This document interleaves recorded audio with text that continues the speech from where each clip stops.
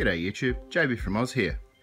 It's been awesome to have so many comments and participants in my Guess What This Is recent quiz. And the goal, of course, was to be able to tell me, and also my wife, because when I gave it to her for Christmas, she was like, what's that for? So thanks to our winner. I've got a scraper gauge on its way out to you, and yeah, fantastic for guessing that. And here we'll talk a little bit more about the use of this particular tool. So, as you may or may not be aware, we have a Heidelberg windmill letterpress, and one of the things that you don't see very often these days is lead type. So in this particular example here, we have an impression formed in lead of the message that we're wanting to print. So the Heidelberg windmill is a letterpress, and it uses these pieces of type to actually impress the design onto your page.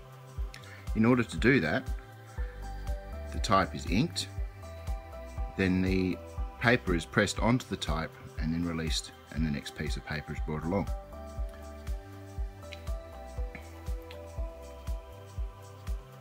So I'll get our trusty measuring stick.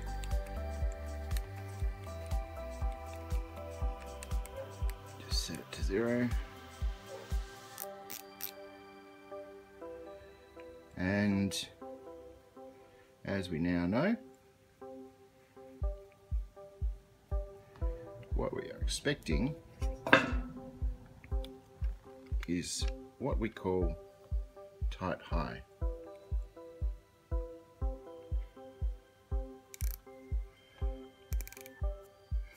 So this is measuring 920. Type high is typically 9/1/8 thou as a standard. Let's check this other one.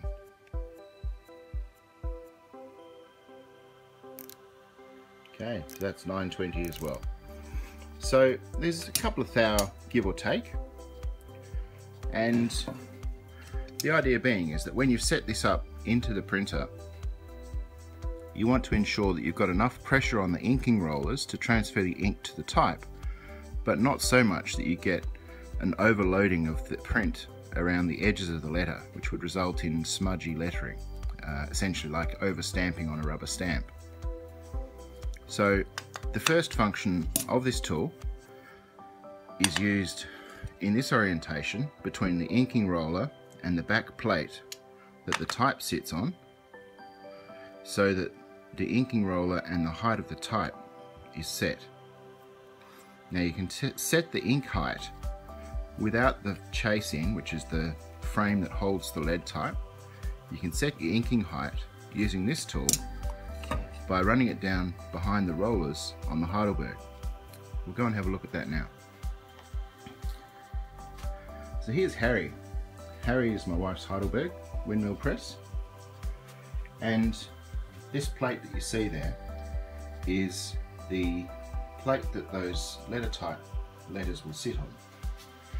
And this tool is used to run down behind the inking rollers to set the inking height. Now the rollers are on an offset cam here and here, and an adjustment is made to bring those rollers closer to this metal plate so that the roller height here, as it rolls over the letters, is sufficient to ink up the letter type. So that is function number 1. Now the second thing that we have with this is the height of the tool. Now the height of the tool is used to set a distance from the plate to the platen. And what you can see on the platen at the moment is some paper. This is a make-ready sheet. Essentially you adjust how much impression there is of your paper onto the printing plate or the lead type by how much backing you put into this container here. The difference in height between this way around and this way around is 40 thousandths of an inch. So you set the clearance of the platen to this back plate 40 thousandths more than your standard type height. That allows you 40 thousandths of play to essentially adjust the pressure of your ink into your paper. So it allows that as the platen comes up to vertical, you want the right amount of make ready so it's already impressing on the page. If you have too little, then you'll only get impression at the bottom of the page. If you have too much, you'll start to get, other way around. If you have too little, you'll actually find that the press needs to go further to make contact. So if you adjust the platen throw further, you'll end up getting impression at the top of the page, but not at the bottom. And if you make ready... Alright, here's another view from Harry. So where we got up to was saying that the adjustment of the top and the bottom distance from the back plate to the platen is all around setting your start position for print. Once you've got that set and you've got your ink roller set at a start position, you're then within a working range to make minute adjustments to impact the impression, which with letterpress is where you see the type actually pushed further into the paper by bringing your impression further up with more make ready, or by adjusting top or bottom if you've got too heavy or too light an impression. You can also do some work with that. So now what I'd like to do is just give you a real glance of this German machine in its glory.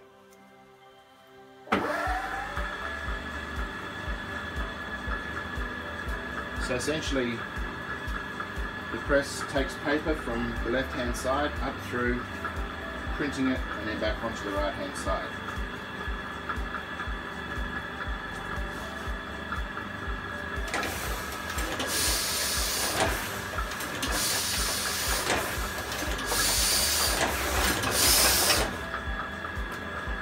And that's the cycle of the press.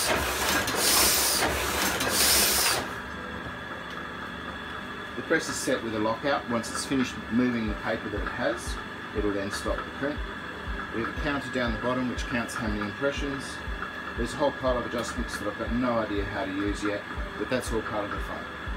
I look forward to bringing you back for more fun informational videos about Harry the Heidelberg.